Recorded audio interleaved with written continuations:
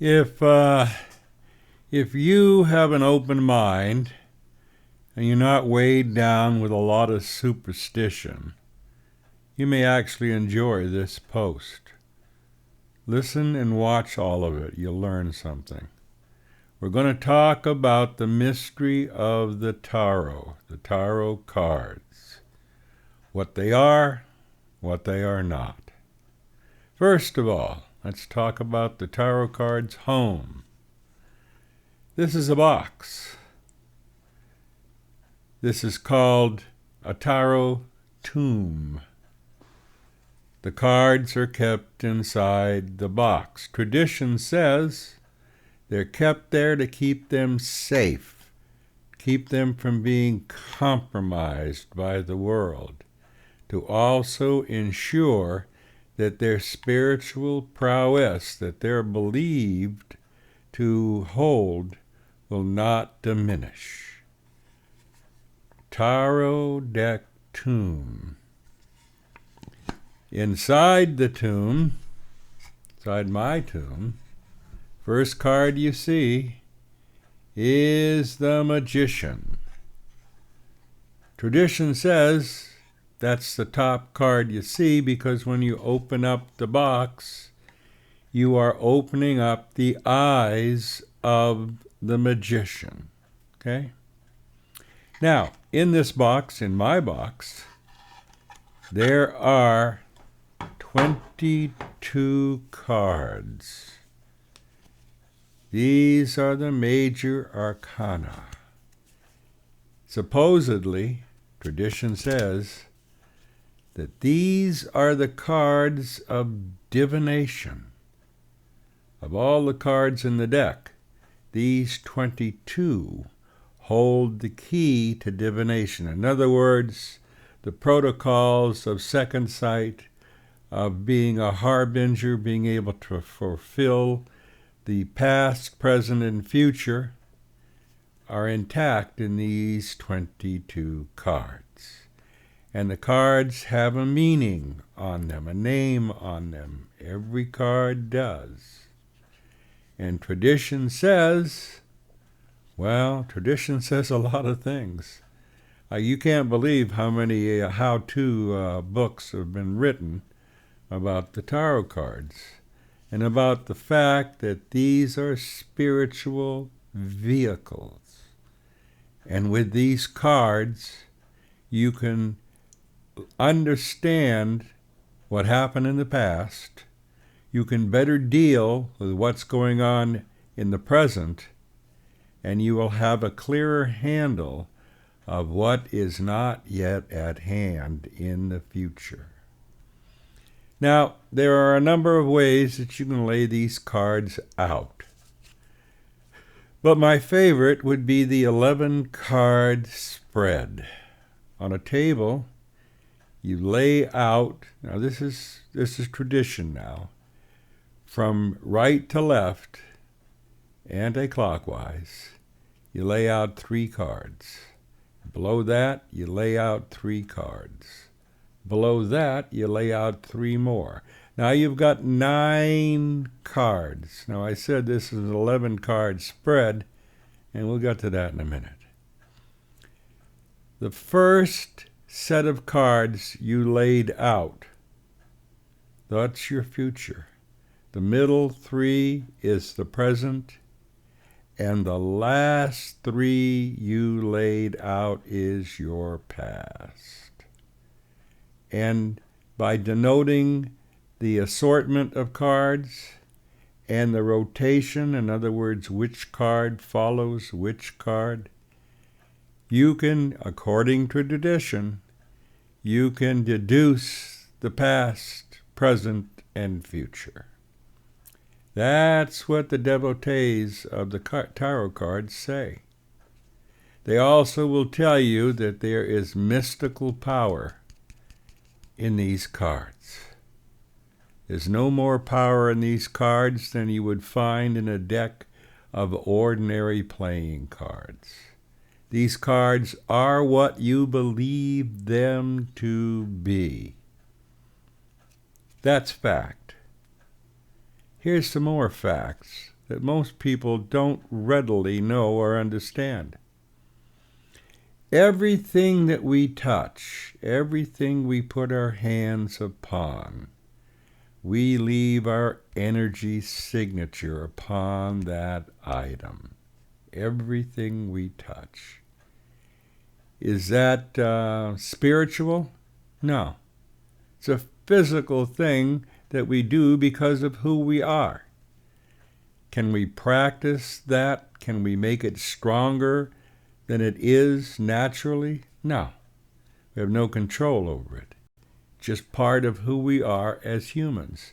But everything we touch, we leave our fingerprint upon it. So, in a sense, this card tomb, does have a bit of energy about it. But it's your energy. It's not the cards. You understand? Cards are just cards. Just plastic, just cardboard, depending on what deck you buy. Pretty pictures all. You are the prime mover. What you believe the cards to be is what the cards become in your own mind. And if you look at these as a vehicle of connection between this world, your world, and the ether, world of the demons, then it can literally become that. Because you believe it to be so. So it becomes a self-fulfilling prophecy. I've played with the 22 cards of the major arcana more than a time or two, and I've always been fascinated by the chance sequences that come up. And dependent upon the value, the message that you place on each card, very much depends on what you're reading in the cards. Remember, you lay them down counterclockwise, 3, 3, and 3. And when you read them counterclockwise, across, across, across. And then there is the 10th card. The 10th card you lay on the middle card of the second row. That is the card, supposedly, according to tradition, it's going to affect you the most now, in the present. That's the 10th card. Then the 11th card is laid across that 10th card, because it's believed that that is the card that crosses you. And dependent upon what signature, what sign, what spiritual power you have imparted in that card, that is what is going to control you negatively in the here and the now. The 22 cards of the major arcana. Any magic in these cards? Not spiritual, no. Not ethereal, no, unless you decide that that's what they are, and in which case, for you, they become such. They haven't really changed at all, but your mindset has deemed them to be other than what they are. And so for you, well, for you it becomes a self-fulfilling prophecy. There's another thing, too, about these cards. If you talk to a real devotee about the tarot, they will tell you that no one other than themselves ever touches their cards. Only they do. Why? Because they're aware of the fact that when they touch something, they leave a spiritual signature upon that thing.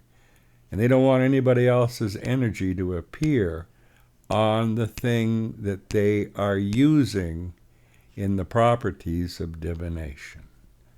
Is that true? Well, yeah, it is true.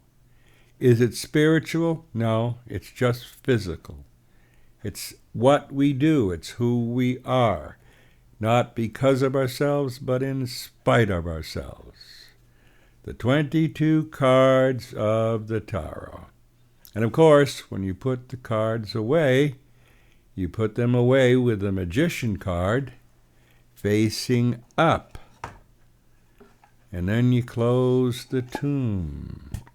So when you open up the tomb next time, what you are doing according to tradition, you are allowing the Magician to open its eyes and to see.